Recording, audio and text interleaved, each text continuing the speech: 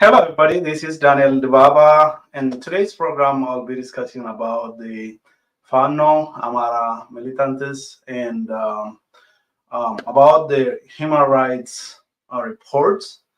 If there is any human rights reports about the Fano groups and their recent, and of course, a frequent attack against the Oromo civilians, especially the Wallo Oromos and elsewhere in the country. So first of all, I will discuss about the Fanos, what their end goal is, what did they pick up arms, and who are they struggling against. So for some, it might seem FAN was established last year when the fighting broke out between the Ethiopian government and this militant group. But for those who are closely observing and reporting on the Amhara militant group known as Fano. Their operations dates back a few years, close to now 3 to 4 years, and their operations started in Oromia, especially in East Wallaga zones and North Shawa regions of Oromia and North Oromia zones in Wallo. The Fano Amhara militants were established first not to fight against the Ethiopian government, but to fight against the Oromo civilians, and with with no specific objectives at the beginning, except that attacking the Oromo civilians and inflicting some kind of terror on the population. And so, is Fano a liberation force or is Fano a terrorist organization? And if it is a liberation force, why does it attack Oromo civilians and other civilian society in and around the Amhara region? So I will be discussing about this, especially when it comes to Fano. I feel like it is a kind of mixed kind of organization with some intentions to protect the Amhara people and to advocate for the Amhara people and to fight for the rights of Amhara people. And at the same time, when you are looking for your own right, you also have to respect the rights of others. So this group lacks this side of the dynamics when it comes to political advocacy and ways of achieving results through certain means, including the military operations. So the Fano group, is it really a liberation force? If it is a liberation force, why does it resort to inflicting pain on civilians and ethnic cleansing, especially in Wallo, in East Wallaga zone, in Noroguru Wallaga, in North Shawa, such as Darra, and Meta regions, and Shawa, Robit, and the like. Why does it resort to attacking civilians, burning their homes, killing unarmed civilians?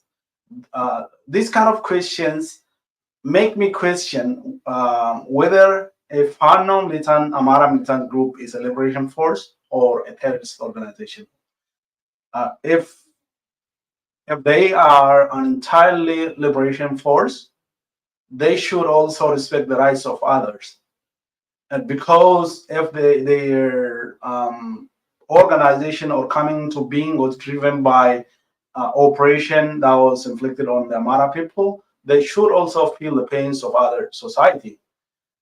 Because there is a great distinction between the Ethiopian government and the civilians. The civilians lack a lot of things, and they are not armed. They in their homes.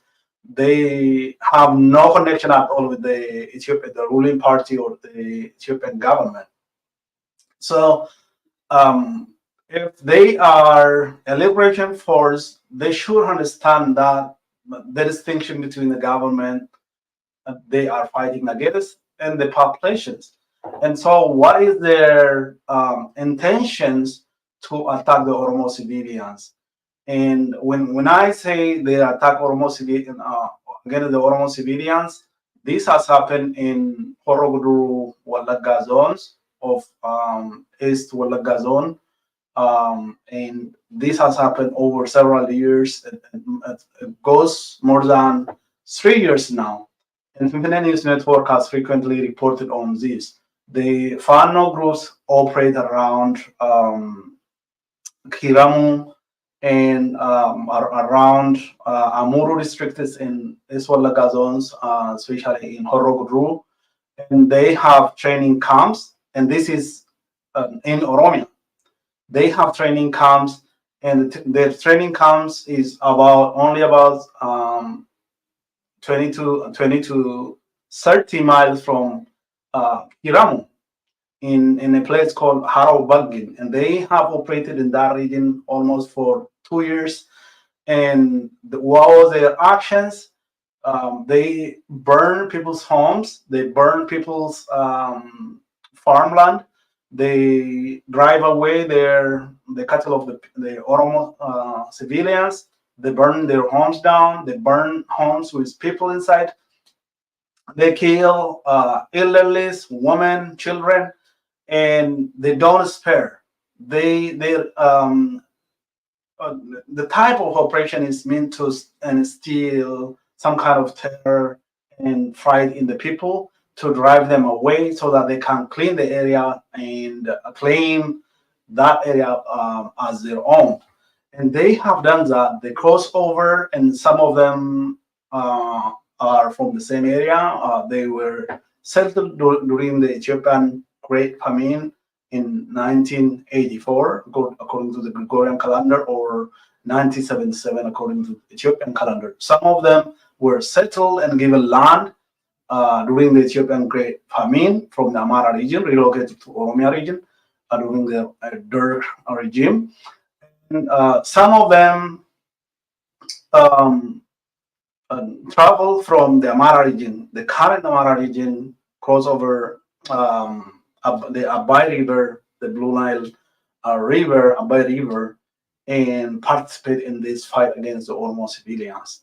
So when we look at reporting, so this is very important.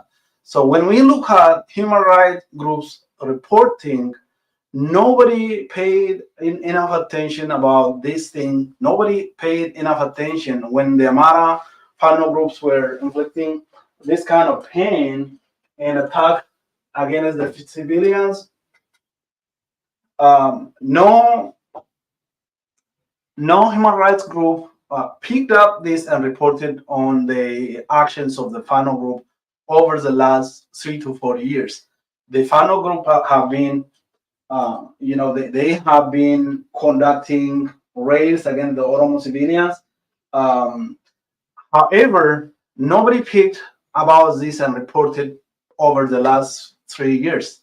So the Fano group have remained unnoticed by the human rights group, by media, about the role, about the attack against the Oromo civilians. So when we look at the human rights report, I will talk about this in detail later.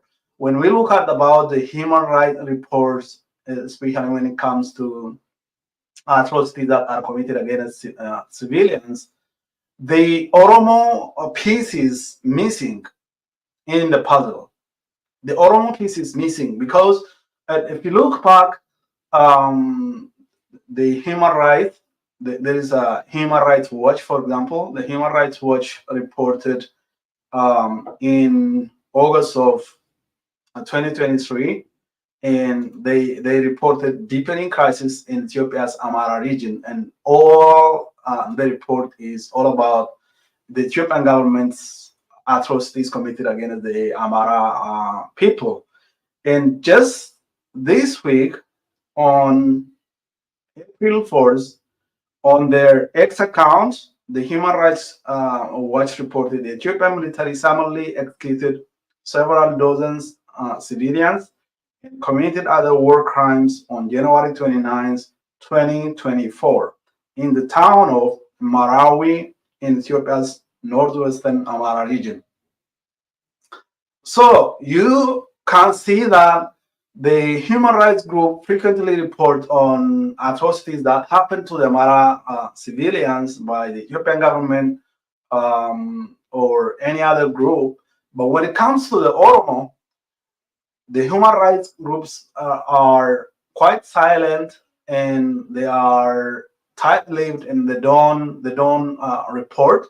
And especially when it comes to the activities, human rights violations being committed by the Fano militant group against the Oromos, the Wallo Oromos, the Wallaga Oromos, the Shawa Tulama Oromos, the human rights group have never reported about this. So why? Why are the human rights groups silent when it comes to the human rights violations being committed by the Fano group?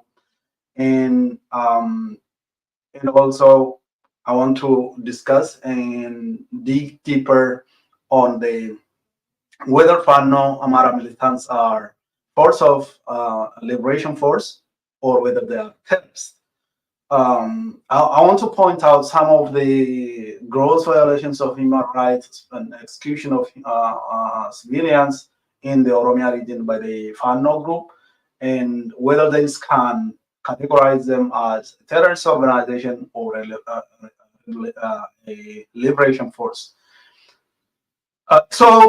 When we look at the activity in East Wallaga zones, in Horoguru Wallaga, like I said, they have raided the population, burned the people's homes, burned people inside their homes, killed children, killed women, killed the elderly. Um, in one of those towns, I think it was in Kiramu, they entered into civilian homes and found very elderly people, and whose happens to be their son lives in California. They killed the dad. They killed the uncle of this young gentleman, a professor who is living in California. They killed his families, and robbed and got everything that they can put their hands to, and drove away. And they did this, and the amount of the damage, the amount of the atrocity is not clearly reported. It's not well reported because no media has access to those areas, or no media tried to report on those. And at some point, I remember there was a media, an Oromo media based in the capital, and called Finfine Integrated Broadcasting, FIB. FIB reported on this, and immediately the government, the Ethiopian Broadcasting Authority, issued a warning on this media, and finally the director of this media had to flee from the country and relocate to Kenya, and eventually the media was disbanded. And so no external media and national media tried to expose the Fano militant activity in Oromia, and this has been ongoing. The Fano militants have a track record of attack against the Oromo civilians, and this has taken place in Horoguru Wallaga, in East Wallaga zone of Oromia, very deep in Oromia. And this has happened in North Shawa zone, and especially in Shawarobit area, in Dara area. It has happened in northeast Shawa zone and Karayu area. The Amhara militants cross over into Oromia regions and conduct raid and kill on the Oromo civilian population. And they have been committing heinous crimes, especially in the Wallo Oromo region, and especially in this year, beginning from January up to now. Several hundreds of Wallo Oromos have been killed by the Fano Amhara militants. Their homes are raided, their homes are burned down, scorched to the ground, and the people are evicted and displaced from their homes, and they are forced to defend themselves. It's a matter of survival. Now, the Oromo people who are mostly Muslim at this point, and they are in the Ramadan fast, but their homes are being raided, and people are displaced from their homes, and they have to forced to defend themselves. And several hundred Oromo civilians are killed. Their homes are burned down. Their properties are burned. They are displaced from their homes. And despite all this, and no international media has speak about this and reported. No international human rights organization has reported about this. And why is the selective reporting of human rights group? This kind of like um, from one side it enrages me.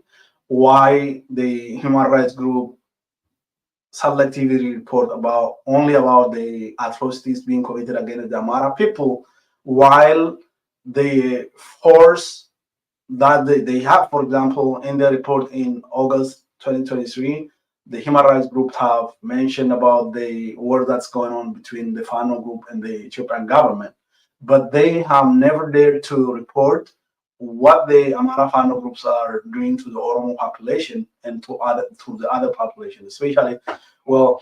When we look at the Tigray war, there was a detailed report. There was human rights, the United Nations International Commission for Human Rights conducted a detailed investigation and determined that all who have participated in the war in Tigray, including the government, the Amhara Fano group, the Eritrean military, as well as the TDF, the Tigray Defense Force, committed some form of crime. When it comes to the TDF, if the Tigray, they are recruited from the Tigray population to defend themselves. They have the right to defend themselves in their own, in their own natural home. But of course, there was an emphasis on the Ethiopian government, the Fano, and the Eritrean forces. But when it comes to the atrocities being committed by the Fano Amhara militants in Oromia, there is a selective reporting. There is no reporting of their atrocities being committed against the Oromo population. And I question, why is this selective reporting? Because just this week, Human Rights Watch reported on its X account. They reported the Ethiopian military summarily executed several dozen civilians and committed other war crimes on January, Burma. This is 2 months ago, on January 29, 2024. So they have some form of interest in the human rights of the Amhara civilians, and this goes almost 2 months. So they investigated and reported just now, and they are advocating. They are advocating for the rights of the Amhara people. When it comes to the Oromo, there is an active war going on Oromo civilians, the Wallo Oromos civilians at this moment. Their homes are being burned down. Just last week, and I think it's continuing up to today, the Amhara militants have taken the Wallo Oromos who were traveling, civilian Oromos, including teachers who were traveling from one city to another for their regular day-to-day life. They took them out of buses, they took them out of public transportation and slaughtered them. And Human Rights Watch didn't dare to report. They have branch, for example, Amnesty International has an East African branch. Human Rights Group have East African branch. I believe they have this information. If they are closely watching, they should have this information. The ongoing war between the Fano, Amhara militants, and the Wallo Oromo civilians. But they have never reported. I haven't seen it myself. And I haven't seen it. I've been watching for the last almost a month now. There is no report. Fano militants are, as we talk, they are conducting war against the Oromo civilians.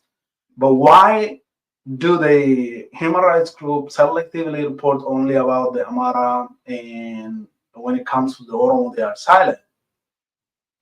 Are human rights not the same, like for different groups? Is there a different human life?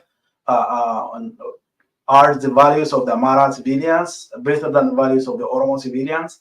Why do human rights groups selectively report only about the human rights violation of certain group while they ignore the human rights of the other one? So this is really a question that I want the human rights group to answer and to defend themselves, because there is an obvious and very clear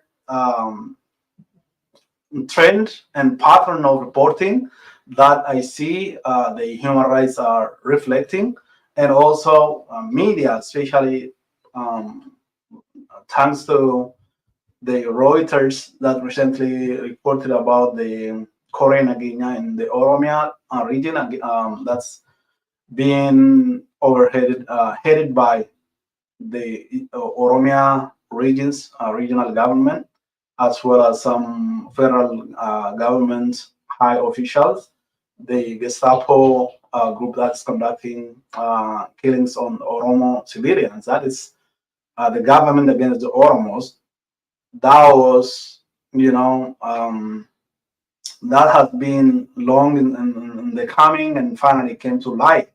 And there is no much say after that.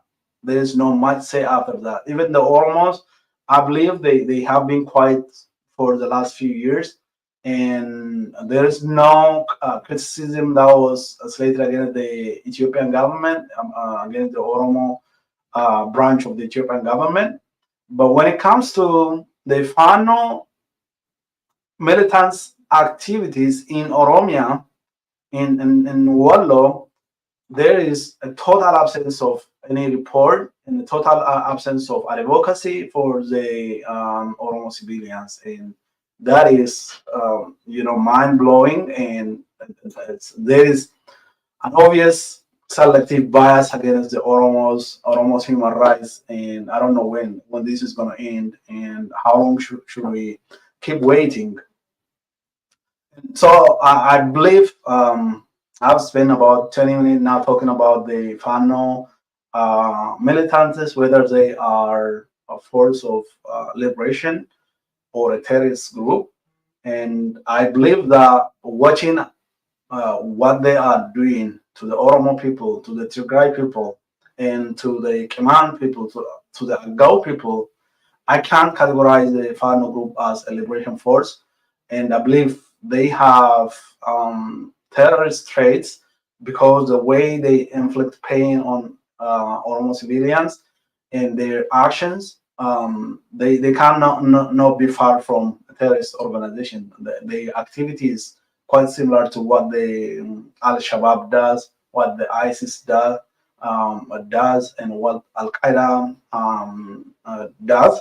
The way they inflict pain on civilian population, an army population, a population that have nothing to do with what the government is doing, or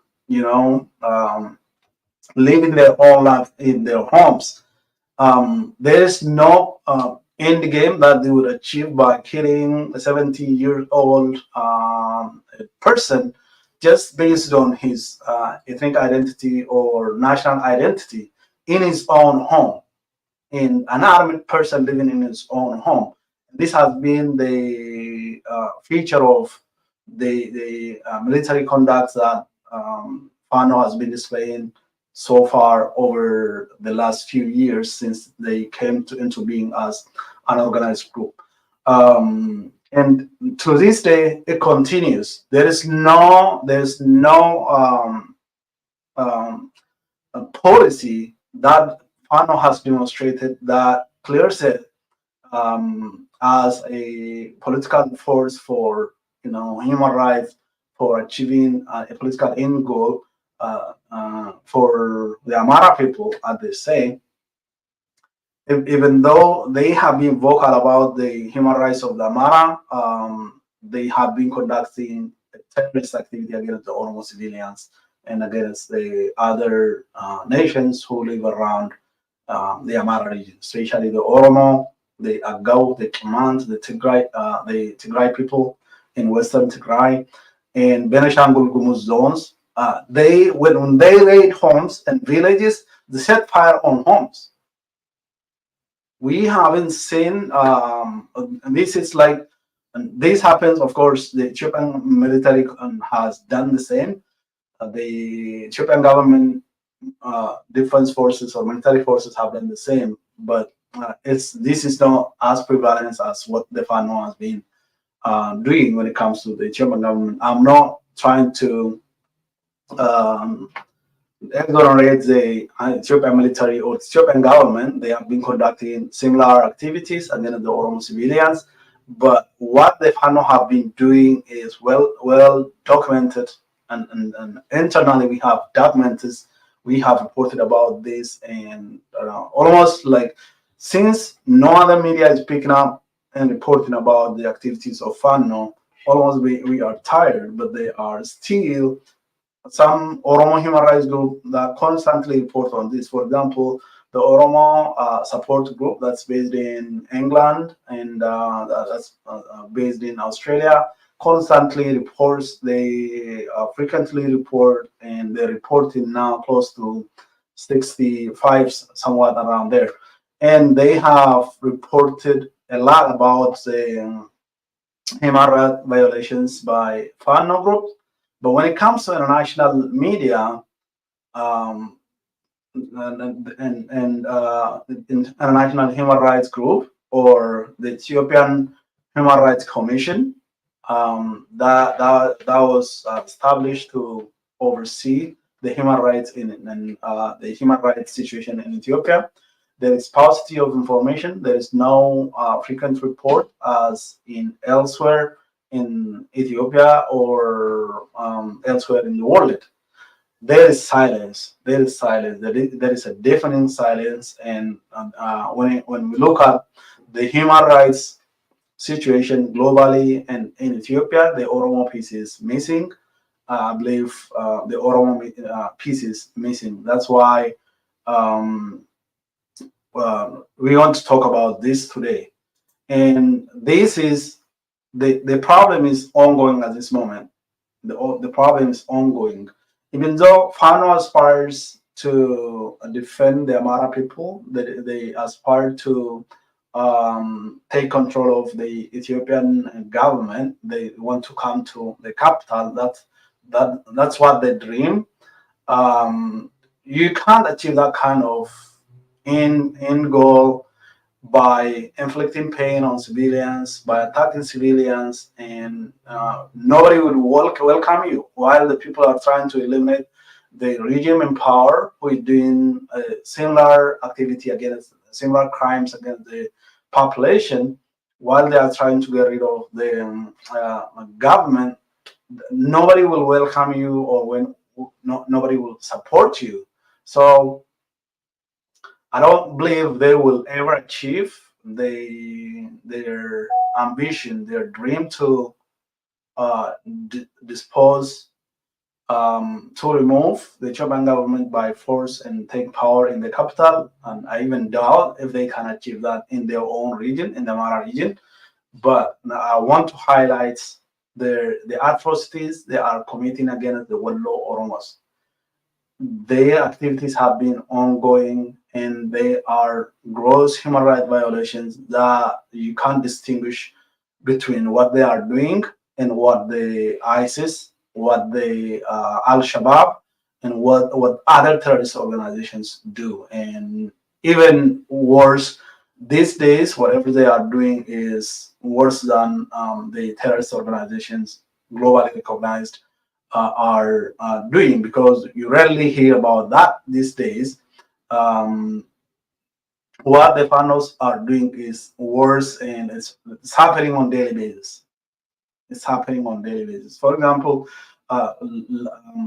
last very recently we heard about the ISIS group conducting some terrorist attack in Moscow, and it was reported globally.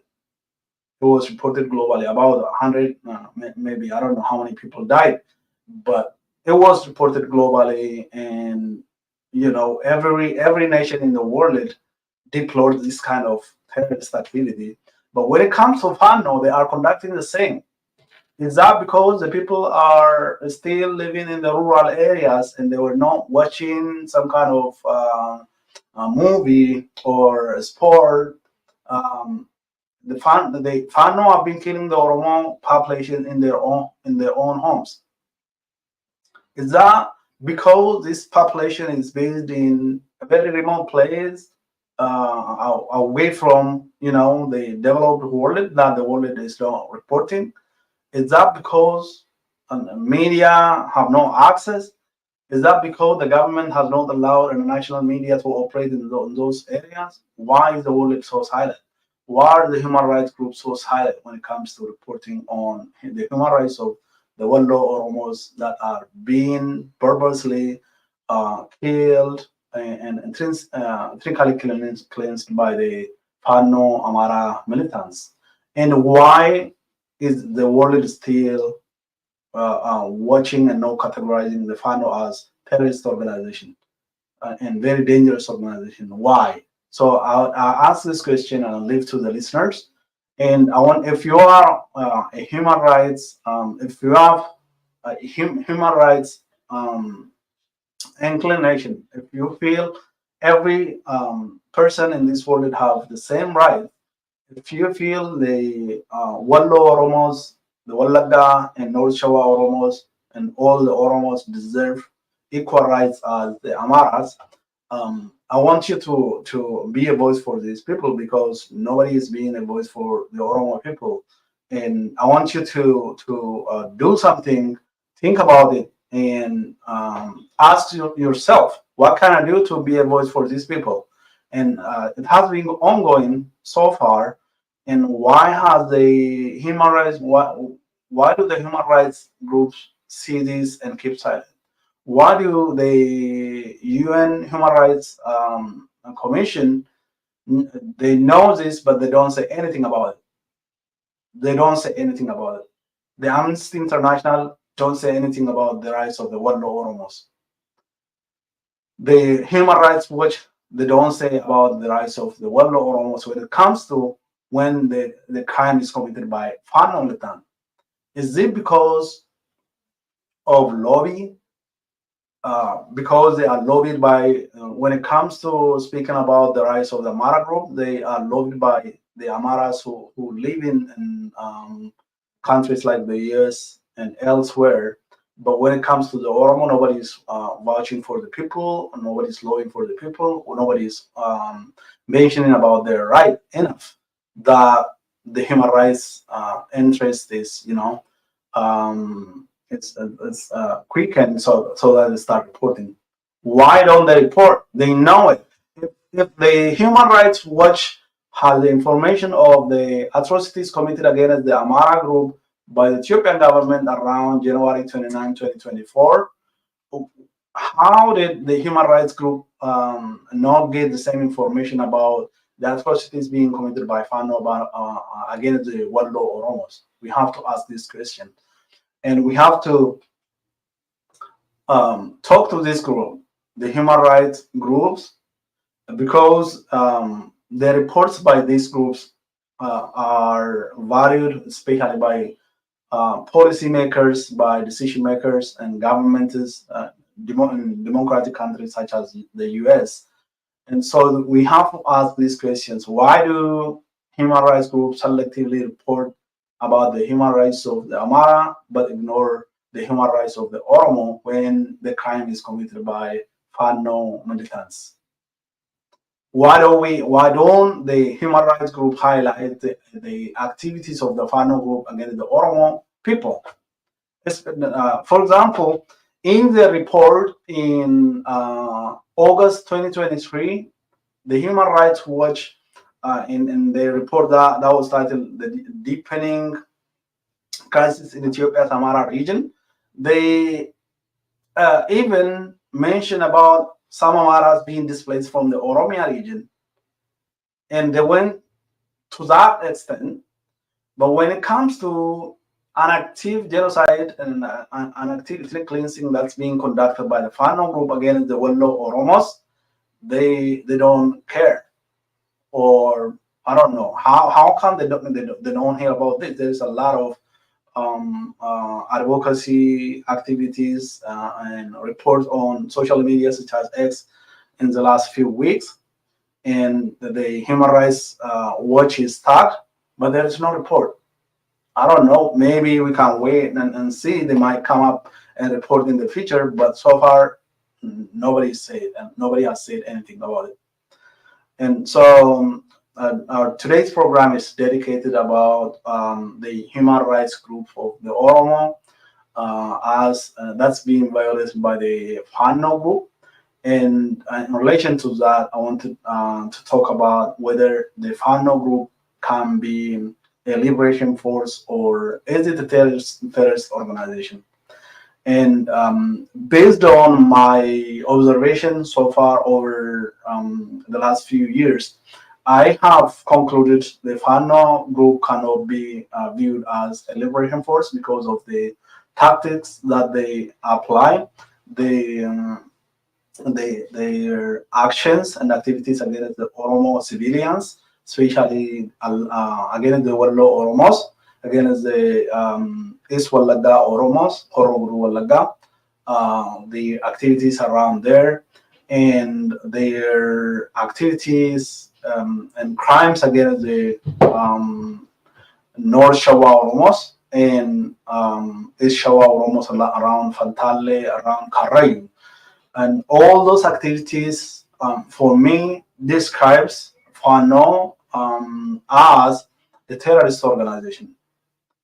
And with that, I don't think they can achieve any political objective for the Amhara people, except that sowing the seed of discord, sowing the seed of animosity between neighborly nations such as the Oromo and the Amhara people.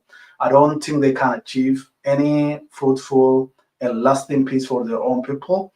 And I don't feel they can achieve human rights for their own people while violating the human rights of other nations like the Oromo. So with that, I conclude my today's program, with saying that Fano have been conducting ethnic cleansing against the Oromos in Wallo. They are burning their homes. They are burning their properties. They are confiscating their properties. They are displacing the Oromo civilians from their homes in Wallo, in Horoguru Wallaga, crossing over into a well-demarcated Oromia state. And the Ethiopian government has been silent on that. The Ethiopian government have not tried to defend the people. The Fano have been conducting that, and we have reports. Anybody who is interested in this, they can reach out to us, and we can provide them with lists of people who have been killed. And we have done programs on this in Fano and in English, and we can go back and provide you with evidence that the Fano have been conducting raids and attacks against the Oromo civilians and what they have done in the over the last 2 to 3 years. And currently, if you are interested, anybody who is interested, the Fano militants are currently conducting raids against the Wallo Oromo civilians, and they are burning their homes. And this has been a pattern. It has been frequently happening, and this is not an isolated incident, or it's not a one-time incident. This has been happening year after year, and we have reported this, and we have images and other video evidences that we can share with any interested group. That the Fano have been conducting raids on the Oromo people's homes, burning their homes, evicting the population, killing the elderly, taking the Oromo civilians out of public transportation and slaughtering them in barbaric manner. And this has continued and has happened frequently, and it's ongoing, and has to stop at some point. Has to stop. There has to be an end to this, and the global community, the human rights group, have to pay attention to what is happening, what the crimes being committed by Fano militants and Amhara militants against the Oromo civilians, and it has to be highlighted, it has to be part of international reporting, and we have to raise awareness about what is going on against the Oromo. My understanding of why it is less reported is one, there is a tight grip and restriction on international media from operating in the country. And as we remember a few weeks ago, one of the Oromo Liberation Front officials spoke with a French journalist, and both the journalist and the official, Bate Ogesa, were detained, and Bate was kept in jail for quite few for weeks. And the French journalist was released, and I think he returned back to France. So there is a high restriction, a very severe restriction by the ruling party against the movement and reporting by international media. And when that happens, you have to know that there is something that the government wants to hide. And that also influences whether international media have access to what is happening on the ground. But when the people are talking, there has to be ways they can verify the authenticity of the report.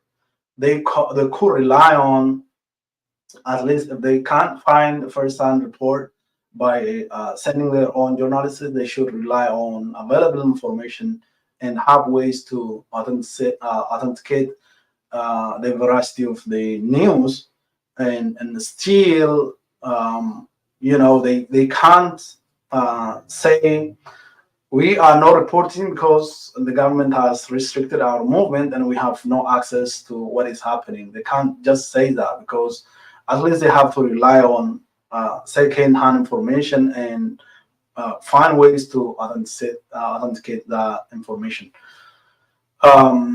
When it comes to human rights group, I believe why they focus only on the Amhara rights and Tigray rights, and the sparsity and silence when it comes to Oromo rights, and especially when the crime is committed by Amhara groups, Amhara militants. I feel it could be, and several factors might have played a role. One could be there is a lot of advocacy by the Amhara elite who are residing in Western nations, while the Oromo has been silent, and so there is a lobby, there is advocacy by the Amhara group when it's missing on the Oromo side. Or relatively, there is a difference. And so the human rights groups are constantly alerted about what is happening to the Amhara, but they have no enough such communication from the Oromo. If that's happening, it's our failure as a collective, especially for the Oromos who are residing in the Western nations. It's a failure from our side. So we have to criticize ourselves if that's the case.